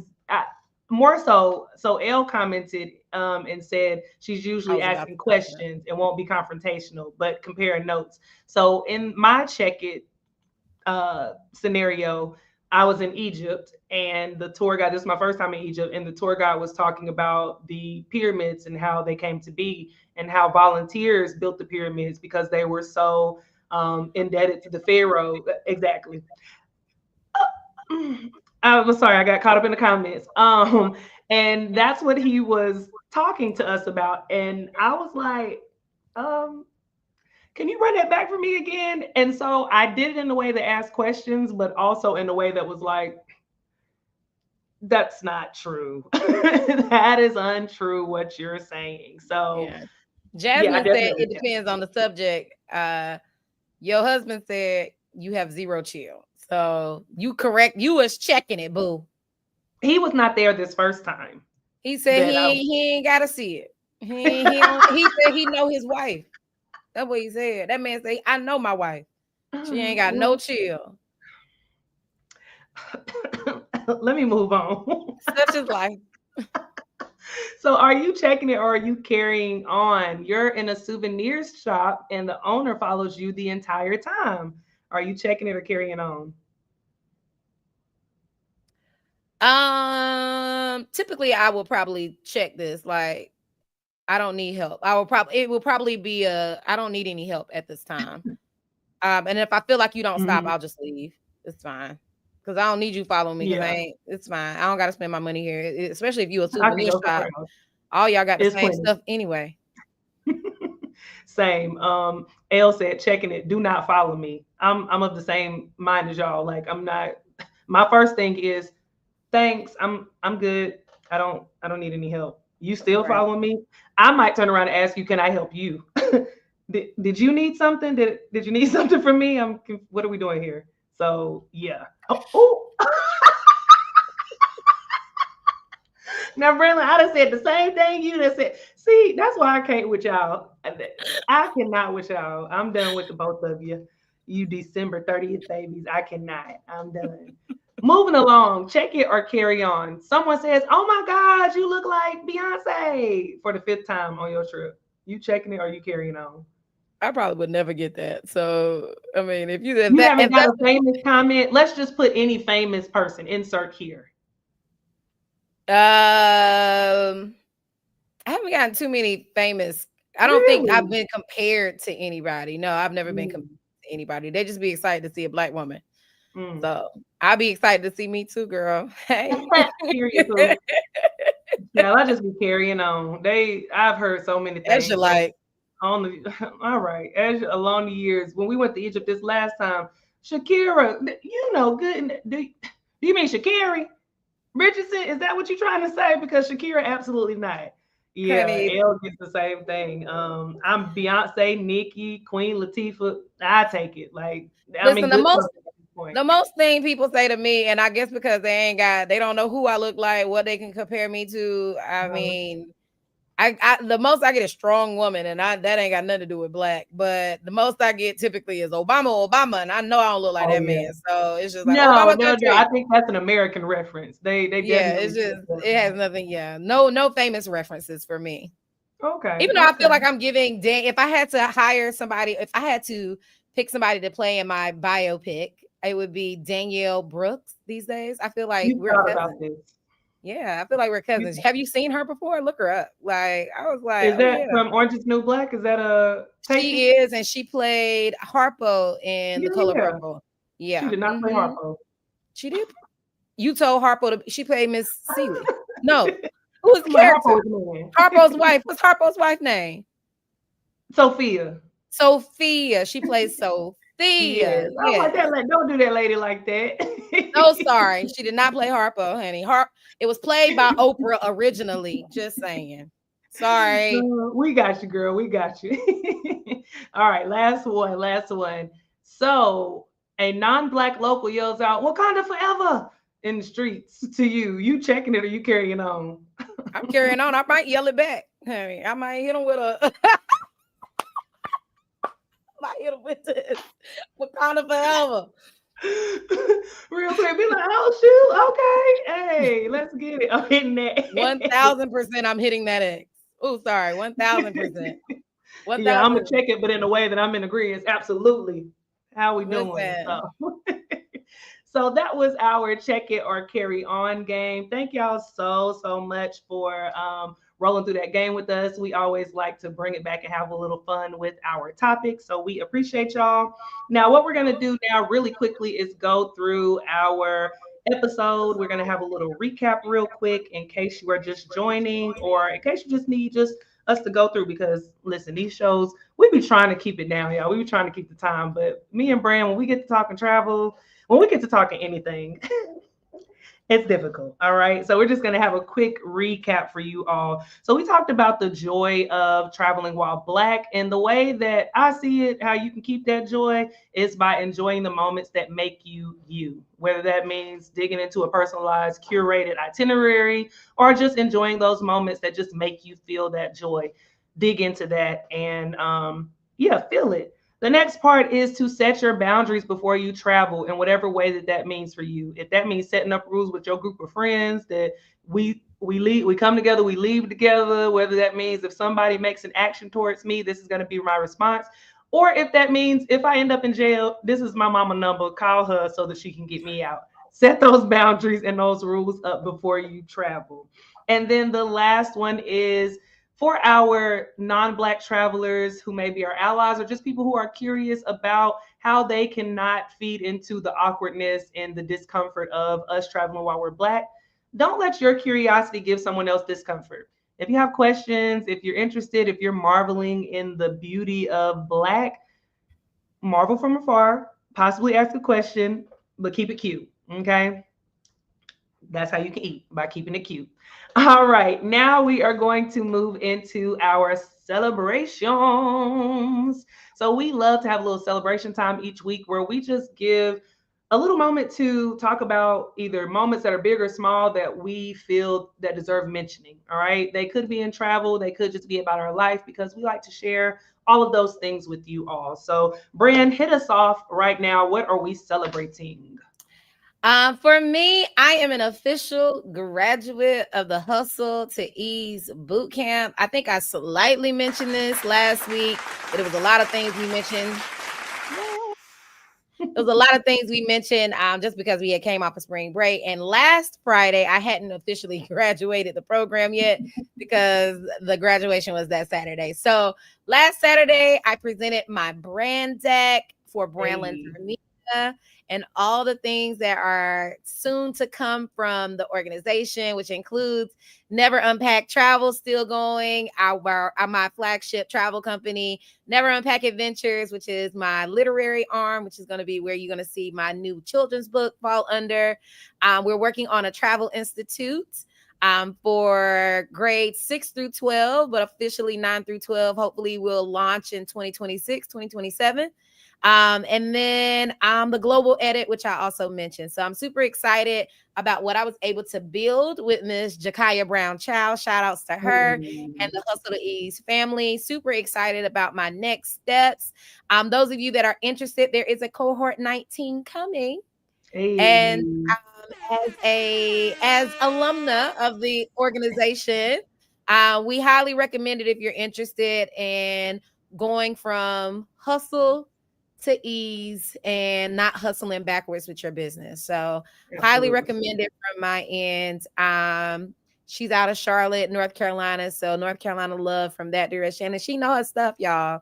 And she got the receipts to prove it. So super excited about that. That Absolutely. is my celebration of the week. Hey, so let me just give an air horn to Brand real quick. All right, Brand, it's a very slight air horn for whatever reason today, but that's okay. Brand delivered a brand deck that was out of this world. I can't wait for y'all to see. I can't wait for the world to see everything that she has planned for her business. It has been such a joy. Like when I say working with Brand, definitely on the takeoff, but just like intermingling our friendship also to see like her grow in from Branlin, just Branlin D. Mosby to Branlin to Never Unpack to Branlin Dermia to all of the things that she's doing. And I'm just so proud of you, Brand. So I'm gonna see if this air horn work this time because you deserve it. Is it coming? Maybe, maybe not. There go your air horn, girl. But I'm so proud of you, and that is a wonderful thing to celebrate. So can't wait to see everything that you have going on.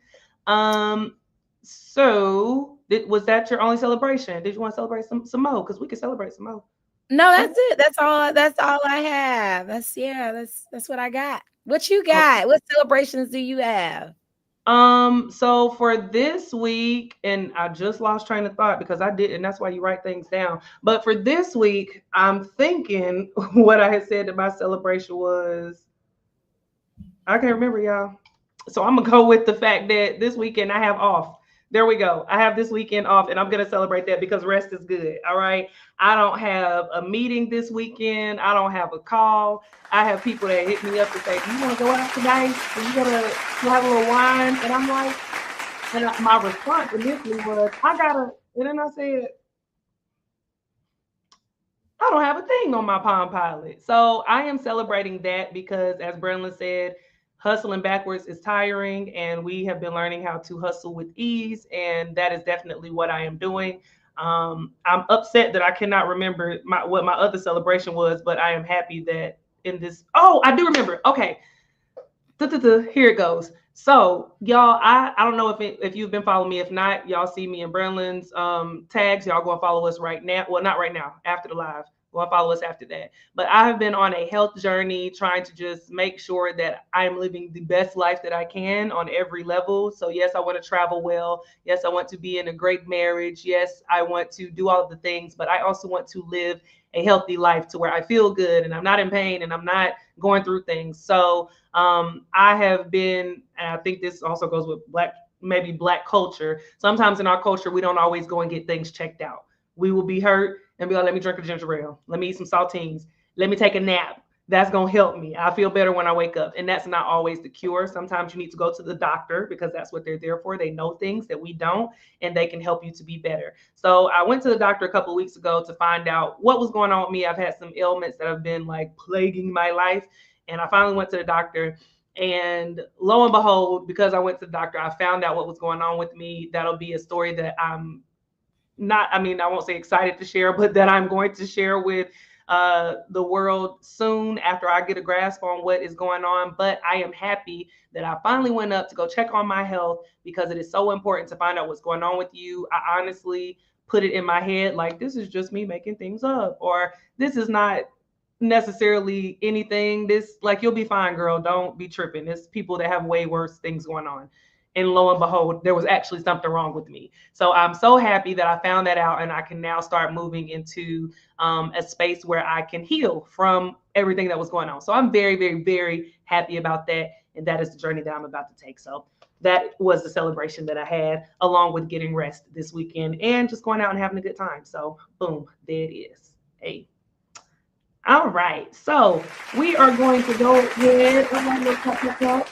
We are going to go ahead and get ready to close out the show. Brand, I am going to pass it to you, friend.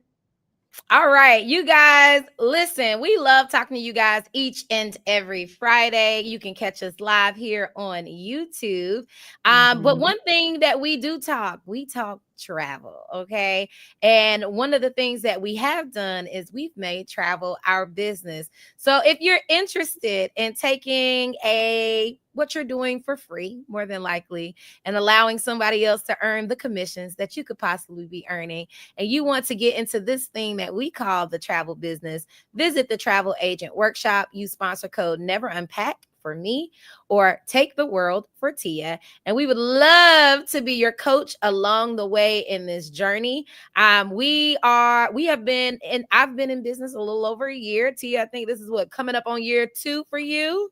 Yeah. Year 2 for you. And listen, just because that's how long we officially had the number that makes us official agents. Okay. Tia is at, I think, almost 50 countries, over 50 countries traveled. Yeah, I'm at 58 now. 58 countries traveled. Your girl Bramlin here is at 36. I have at least 65 international cities. I'm pretty sure Tia is way over that number. And so travel been our business. We was just doing it for fun and for free. And now we know what we need to do and access to do the things to get a coin. Okay. So come on now.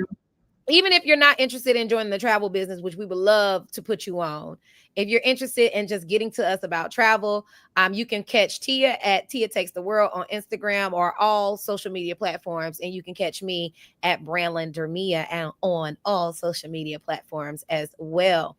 Now, every Friday we go live, and what we've also done is we've made those old episodes available to you so that just in case you missed it, you can catch them on Apple Podcasts or Spotify. Our older episodes go live every Monday, but if you want what's fresh and what's on the tape, you can catch us every Friday. So we got you at the top of the week. We got you at the back of the week. We can get you in the travel business, what you want, where you want to be, because we got you. Okay. And we ain't going to just leave you out here hanging to dry. We're going to bring you the truth, transparency. I told Tia the other day, one beautiful thing that I love about this platform that we have, me and her both typically have different perspectives. We're like on the same highway driving parallel, but we're just in different lanes sometimes, and how we think about what travel looks like and translates for women of color or Black women. Right. So very fun conversations, but you can catch us live every Friday, or you can catch a replay on our YouTube channels. And you can also catch us on old episodes on Apple or Spotify. Did I get all the things? You got all of the things, girls. You gathered them, put them out there. You gave people all of the things. So thank you. Yeah, take it in like for sharing that information. Take it in like a little charcuterie board. It's just a little bit of everything, very filling, and it makes for a pretty platter. All right, y'all. So we like to end the show with a nice little affirmation for you to take along with you. So today's affirmation is, I don't shrink, I rise. So this can be used for all of our listeners and viewers out there, whether you are in the Black community or one of our allies. Everybody out there, make sure that you say this affirmation, I don't shrink, I rise, and take that along with you. We appreciate y'all for showing up with us every single Friday. We'll see y'all right back in the same place next Friday. And we hope that y'all have a great weekend and take off.